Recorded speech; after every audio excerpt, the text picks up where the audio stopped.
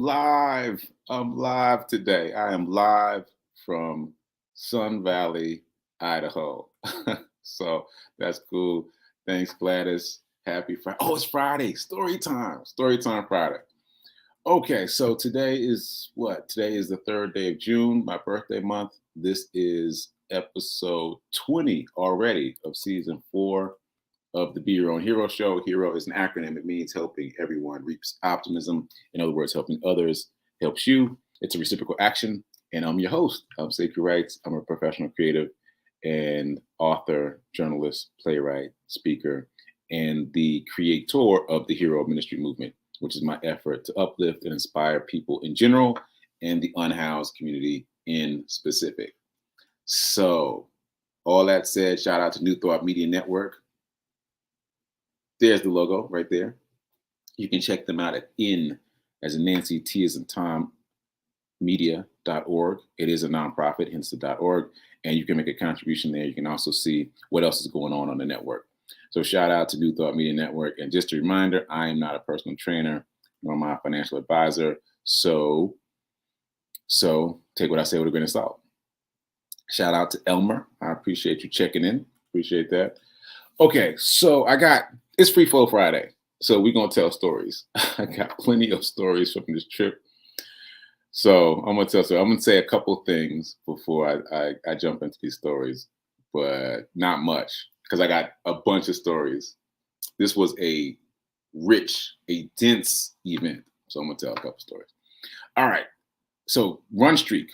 Today is technically day 368. For those of you just joining us, if you've never seen this before, I have been running every day, at least a mile a day for the past 368 days in a row. I just looked off to the side because now it's every day, at least 2 miles a day. I upped the ante from last year. So now it's at least 2 miles a day. I raised the floor. But anyway, today is day 368. I said technically because I have not run yet.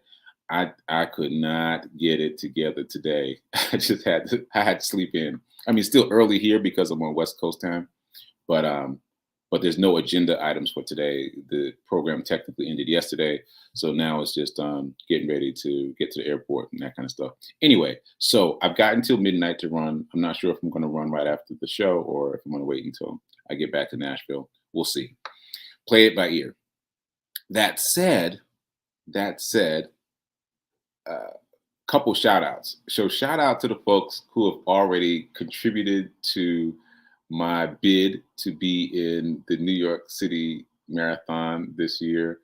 I still can't believe that I'm doing it. It's like, do I feel like I'm ready? No, but I feel like I know how to get ready. The process of getting ready for the half marathon taught me the process of preparing for a long race. And as I mentioned yesterday, I keep attracting people who have experience with running and with running marathons, even here in this group. So yeah, that's been really helpful. There's actually a guy here in this group who runs ultra marathons. That means anything more than 26 miles. So we're talking like 30 miles, 50 miles, etc. So anyway, all that said, I feel like I know that I can get prepared for the New York City Marathon, for any marathon. And yeah, it's a big deal. It's a big deal. So that said, shout out to the people who've donated already. Shout out to Nan and Lindsay and Reverend Melissa for supporting it. Reverend Melissa was the most recent donation. Nan supported me by posting about my day 365. And, there was something else I wanted to say about. So what's happening? I'm not using GoFundMe this time. And so the platform that I'm using, and you can just go to herocharityrun.com. It'll take you there. It sends me a text message every time someone donates, which is fantastic. I can't reply to, or I haven't figured out how to reply to it yet, but that's great because it kind of keeps me in real time. And I see that there are lots of instruments that I can use to build out my presence on the site for raising money for the New York City Marathon. And again, that is my admission. Raising the money serves as my admission to the marathon. So I'm really excited about it. And also shout out to Lindsay for giving me this idea. I don't know how I missed this because I love symbolic numbers. Matter of fact, on day 365 of my run streak, I ran 3.65 miles. I love symbolic numbers like that. So her suggestion, and I love this, I'm going to adopt it, is right now to raise $3,650 for Back on My Feet. The same symbolism, 365. I love that. So I'm officially changing the number from raising $3,000 for Back on My Feet nonprofit to raising $3,650 because that mirrors the fact that I've been doing this for 365 days plus. 365 days plus. Okay, super excited about it. I want to do a live watch again. We did a live watch yesterday, and I watched for the first time my new segment, or the new segment about me on WKRN, I believe, Channel 2 in Nashville. And I watched it with you together, or we watched it together. So I'm gonna do that again. That was kind of fun for me. And I gotta get it queued up. But this is a video about the nonprofit, the Back on My Feet nonprofit. And I've mentioned that I found them by accident. I ran in a 10K in Baltimore, and then after the race, I was like, well, who's the charity? And it turned out to be Back on My Feet. And I found out more about them, and I was like, oh, those are my two passion points, working with the unhoused and running. So I'm really excited to be working with them. I have not watched this video, but we're going to watch it together. We're going to do a little live watch action, and let's find out about Back on My Feet nonprofit. I was working, had a house, doing good, and then I got laid off my job. Unemployment ran out. Just living from day to day and didn't know where I was going to sleep at, where I was going to eat at. The prostitution, the lying, the stealing, the conniving, whatever goes along with drug addiction, I did. Life kept telling me, just stop, just give up, don't worry about it, you're not going to make it. Maybe this life is not for you. When I came into the shelter, I was a mess. Not knowing what's going to happen next, or when am I going to get out, if I'm going to get out. When you're homeless, you feel like people really don't care and no one knows where you are. But Back on My Feet found us. Back on My Feet is a national nonprofit organization that operates in 12 cities across the US, and it uses running as a means to combat homelessness. But not just running. It uses community support and essential employment and housing resources through a myriad of partners across the US. We recruit from across 60 facilities nationwide, and we run with them 3 times a week, 5:40 a.m. in the morning. Yes, it's early. Set your alarms. The first day, kicked my butt. I'm not a morning person. So, of course, the first thing someone says to me is, good morning, how you doing? Good morning, everybody. I was just not ready for that yet. But you know what? That's what I needed. That camaraderie, and being part of community again. That's what I was missing. It's pretty powerful when the whole group is putting in that effort and helping each other along. And you don't want to let anybody down. And that's kind of what keeps pushing people along. Not only is this a really fun and innovative program to be a part of, but it really has an impact. We've helped over 4,000 individuals find employment and housing. And what's more is for every dollar donated, $2.50 goes back into the local community. At Marriott, we've hired over 100 people out of the Back on My Feet organization into all sorts of roles throughout the company. It's an exceedingly rewarding way to employ, but also to give back to the community. If you get 5:30 in the morning and run, you get 5:30 and go to work. I have a great job at Accenture, and Back on My Feet helped me to meet the right people to get that job. I just got hired permanently. Having this job right here is just made me so independent and more confident about myself. To me, Back on My Feet is the road to freedom. It's the key to unlock the real me and allow me to be the person I was always meant to be. I'm Carol again. I have a job. I have my own apartment. Next month, I will have a bachelor's in psychology from Harvard University. I don't mean to get emotional or anything, but my life is really changed. Because people like Back on My Feet gave me another chance of life. I'm just so thankful for it. Back on your feet. Back on our feet. Yeah.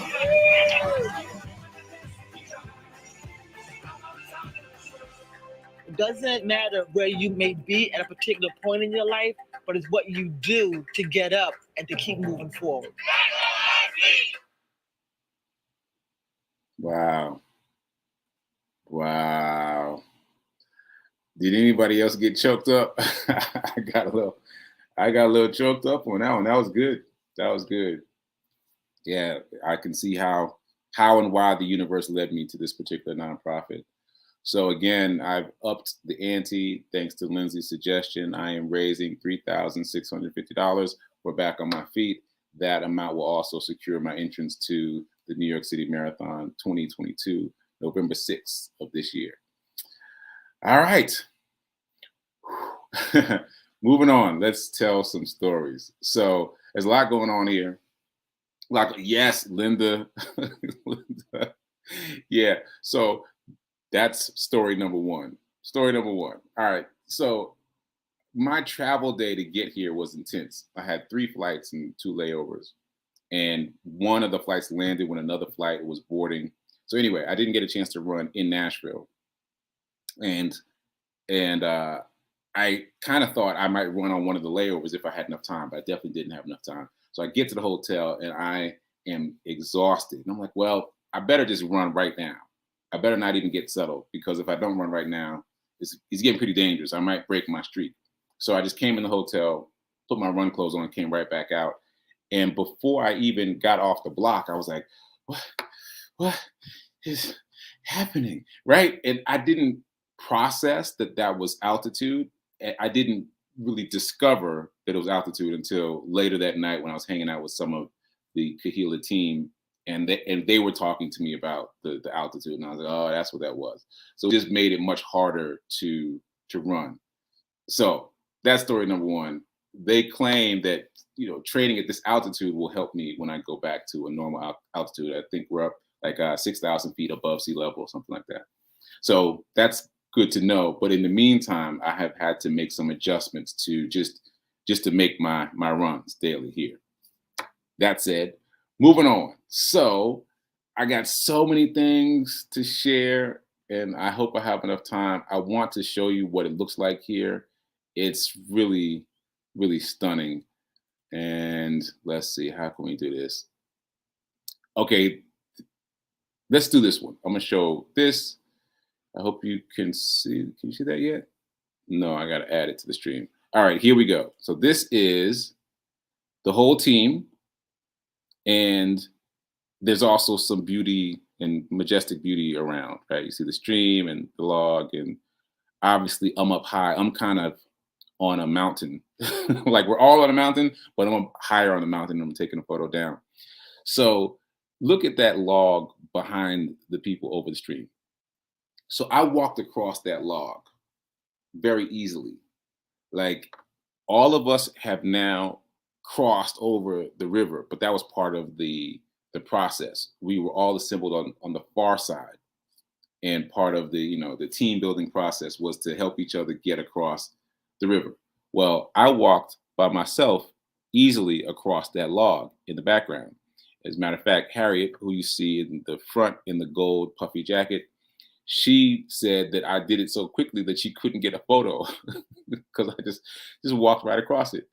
Now, the funny thing about that is, like, you might look and say, well, that looks really dangerous. But it wasn't to me, because I had already done much more than that. Like, it seems odd, but to me, looking at that log, even right now, it looks like the George Washington Bridge. It looks massive to me, because when I first got to Sun Valley, a run was organized for me for day 365, right? And during that run, we're running along, and we got to a point where I didn't think we could go any further. And I'm gonna put this photo up. I didn't think we could go any further, right? And I thought this was a point where we're gonna turn around and go back. And one of the Kahila founders is like, I'm gonna cross and take a picture of you as you're crossing. So let me show you what she's talking about. I was like, cross what? These twigs? We're gonna cross these twigs? And as you can see, those little twigs I'm standing on are wet and slippery. And as you can also see, I'm using like the weeds as a handhold because that's what she did. But I thought when we got to this creek, we were going to go back the other way. No, we crossed this little bundle of twigs several times. And the first time I was like, okay, I'm definitely going to fall. Right. But I didn't. And then we did it several more times. And so the next day, when I saw that big log across the river, I was like, oh, this is easy. So my point there is that when you start off doing something hard in any category of your life, when you start off doing something hard, then you can scale back and do things that you might have perceived as hard, but aren't hard anymore. That was a little convoluted, but I hope you get my meaning. Like even for the group, when we first arrived at that mountaintop location, there was a log bridge that was bigger than this, but not as big as the log I just showed you. And people were kind of fearful about crossing it. But then later when we crossed the bigger stream that I just showed you a picture of, when we came back down, everybody crossed the log bridge easily because we had done more than that. And so that's a great life lesson. Like when you challenge yourself and push yourself a little bit further, or you get pushed by someone a little bit further than you're used to, then you can do more. Like your tolerance for risk increases, right? So that's my first and second story, the altitude, and then this collection of twigs, because people couldn't understand how I just walked across the log. This is why, because this was my introduction to the area here, right? Crossing logs in the area. Okay, so that said, I'm gonna move on to another story. So yesterday we had to do basically like Shark Tank presentations, right? And everybody's tired at this point. Everybody's tired because it's been a busy time period, busy schedule. And so we had a 3-person group, and one of the people in our group said, all right, well, I got this one. Like this really resonates with me. So I'm just gonna speak on behalf of the group. And we're like, all right, cool. Okay. So the first group goes up, and the first group is all, I don't know if you've seen Shark Tank, but they're like, welcome sharks, and we've got to I mean, they're doing all the things. We want you to buy in. And the 3 of us were like, uh-oh. We didn't prepare anything like that. And then as we're talking about that, they call for the next group. And one of my teammates is like, we'll go. And I was like, what? We need something. We need to organize ourselves and get a plan. And so now we're walking up to the front of the room. I'm like, oh, I don't know how this is going to go. Right? So we get up there, and I'm not going to use names, but the woman in our group, E is the first initial of my name. So E starts talking. I was like, okay, so she's still going to carry the weight for the group. And then my teammate Jay, he's like basically presenting her from one side. So I go to the other side. Did I present? I was like, I guess this is what we're going to do. This is all in real time, just trying to figure it out. So we're doing this, and she speaks eloquently about our position, and I think it's all good. We're all done. And then Jay steps in the middle, and he starts saying something. And I'm like, what's happening? What's happening right now? Where's this going? And then once he finishes, they both look at me. And I'm like, this is not what we talked about. So now we're in front of the room. The 2 of them are staring at me. And so the whole room starts looking at me. And they're like, Sekou? And I was like, we did not discuss this, right? So I'm going to tell you the story that I told. This is the story that floated up for me. And this is the story that I told. So this is a true story. There was a man, I believe his name was Trevor. And he was flunking out of high school, doing really poorly. And his mom begged him to take the SAT. He didn't want to take it. He didn't see any future for himself. But she begged. He accepted her challenge to take the SAT just to get her off his back, really. He takes the SAT, and at the time, the maximum you could get was 1,600 on the SAT. And he got almost a 1,500. Like, it's almost a perfect score. It's like a very, very, very high score. So everyone's talking to him about how he just hasn't challenged himself. Like, clearly he's very smart. He just hasn't challenged himself. And so from that point on, he starts challenging himself. He was like, let me reach for this potential I clearly have. He goes on to be a hugely successful magazine conglomerate owner, multi-million-dollar net worth. What else can I say? Oh, Ivy League graduate, just top of the line, everything. Like, just kills it, right? 12 years later, he gets a letter from the people who administer the SAT scores. And he said, and the letter says, "We're really sorry. We just wanted to let you know that you are one of 13 people that we gave the wrong results to. Your actual score was 740. And you get 700 points for putting your name on the paper." So basically, he scored a 40, right? But he changed his life based on his erroneous, it turns out, belief that he had more potential. So all it is belief. Like, if you believe that you're capable of more, then guess what? You're capable of more. That's all you have to do is believe. So by the time he got the actual results of the SAT, he'd already proven himself to be successful and a multimillionaire and a huge contributor to society. So it's really just about changing your belief system. So that's the story I told when everyone was looking at me yesterday. And it's a wonderful story. It related to what we were talking about in terms of the Shark Tank presentation. But I think that's such a great lesson, because if you decide you can do something, you're correct. And also, if you decide you can't do something, you're also correct. Like, it all boils down to how you think about yourself, your mindset. And that is an incredible life lesson. Right. So I hope it resonated with someone here, just like it resonated with some folks yesterday.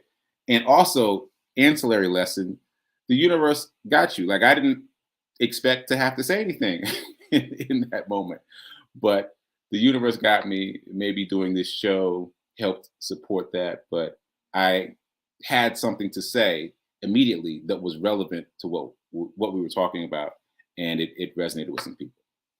Oh, thanks, Nan. I appreciate that. Yeah, it's a great story about the power of belief, the power of mindset. Because if he had gotten a 740, he would not have changed his life. If he had gotten the correct score, then he wouldn't have changed his life. But the fact that he thought that he almost got a perfect score caused him to start acting like someone who almost got a perfect score on the SAT. That's all you got to do. Show up for yourself. Okay, so do I have any more stories? I think I might have some more stories, but I know I have some more pictures. So let me pull up some more pictures. I just want to show you how lovely it is here. So I showed you the log. Okay, this is me up on the mountain. This is where I took the selfie from. I guess you can't really tell how high I am, but I'm pretty high. And again, my confidence in moving around and going up these heights was built the day before, just the day before, because they had me moving in some fairly interesting areas. I use that word. And I have to show you the photos from, at least one photo from my day 365. I mentioned it before. The Kahila team organized this run for me, this epic run for my 365th day, and it was incredible. And also having a team of folks run with me was also incredible. Oh, isn't that? Oh, there we go. So look at that. Look at that background. This is called Greenhorn Gulch. And as you can see, it's very majestic, and there's fog, and they burn the trees. There's a reason they burn the trees. I can't remember now. But I had like a crew running this trail with me for 3.65 miles, and it was really incredible, an incredible experience. Yeah, and they really invested in my run. And so this is my final story. So, so at the very first dinner here in Sun Valley, Idaho, they were talking about the run, and everybody was mothering me. Like, literally everyone is a mom, right? And so people started mothering me, and they handed me, I wish I still had it. They started handing me jackets and coats and hats and gloves and all these things. I ended up with this big bundle of things. And I was like, we want you to be warm tomorrow when you run. And as you know, if you've been watching the show, I don't coddle myself. Part of the practice that I'm doing for this charity run is to practice pushing through discomfort. So I don't really make an effort to coddle myself. Whatever the temperature is, whatever the weather is, whatever I'm wearing. It took me the longest time to even acquire run clothes. Whatever it is, I just go, right? So I accepted to be polite, but I didn't intend to use any of these things they were giving me. Anyway, because there was so much energy around my run, and they were like, yeah, we're going to meet you in the morning. We're going to pick you up at this time. And blah, blah, blah. There was all this energy. I was like, I probably need to do my run myself. I mentioned this earlier in the week. But I was like, I probably need to do a run for me. I need to have my moment for me. So I did that. I got up early. I ran my mile, and I had my little Zen moment, my celebratory moment that I've been doing this for 365 days in a row. And that was really fulfilling for me. And then I was in the lobby getting some coffee, and one of the women in this photo came in, and she's like, all right, we're ready to pick you up. And as I was getting my coffee, I was like, yeah, okay. She was wondering like why I was sweaty. And I was like, yo, I just finished running. And she froze, and she was like, what? I was like, yeah, I just ran, my own run before we run. So I did a round 1 for me, and this will be a round 2. And she still was just like staring at me. She's like, Sekou, do you not want us to come with you? I was so tickled. She was so sincere. And I was like, no, it's fine. I just felt like, I just needed to have a moment for me, to bring it full circle for me. And now I'm happy to, expand the circle of experience. And because I did that, I was really easygoing about everything that happened after that. Because, some people weren't on time, and, like it was different than how I would have imagined it. But it was great. It was great because I took the time to do what was necessary to take care of my spirit, right? And I think that's another really important lesson. If you feel like, well, I'm not sure how this is going to turn out, take the time to take care of you, because then that takes the pressure off of the next moment, right? So I mentioned earlier this week that I was reminded of that lesson from an episode of The Office that I was watching here in the hotel, where the wedding was going sideways, and Jim and Pam, 2 characters from the show, ran off and eloped right then, and then came back to the church, and then didn't matter what happened after that. So my situation was not dramatic at all, but it was just a good time to take a moment for myself. And so I encourage any of you to take a moment for yourself. If you feel like too many people are getting involved, or it's getting unwieldy, take a moment for yourself, and then that'll take the pressure off. But that said, it was an amazing, amazing experience. I loved running with them. I loved looking back and seeing them running behind me. I loved their dog running in front of us and kind of paving the way, and like looked like he was hunting for whatever might bother us, like protecting us. So it was a really great experience. But I love that story of how she recognized in that moment, like maybe we need to give him some space. But it was great. It was great. I couldn't have asked for a better day to quote unquote end my 365th. Well, my year of running. That said, final thing before I close out, my friend Antoine, I mentioned him before. He is the person who inspired me to start this run streak. He's on day 1,300. I mean, it's just ridiculous. I think he's very close to day 1,400. So he should just be counting in years now. Anyway, as soon as I reached day 365, he texted me when I was here in Idaho, and he was like, "You're now eligible for this group that only people can apply to who have run for 365 consecutive days." So it's interesting to me how the more you do, the more opportunities you get. Oh, my alarm's going off. All right. So I'm just going to close on that. Like the more you do, the further you push yourself, the more you meet people who will invite you to push yourself further. And so I'm going to apply to join that organization, and I'm going to keep pushing to raise money for Back on My Feet, which we all learned about together, and run in the New York City Marathon this year in November. So all that said, have a great weekend. Next time I see you, I'll be back in Nashville. So until then, keep doing, be a hero, be your own hero.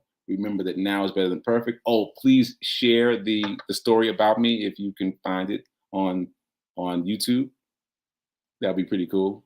And remember that now is better than perfect. All right, later.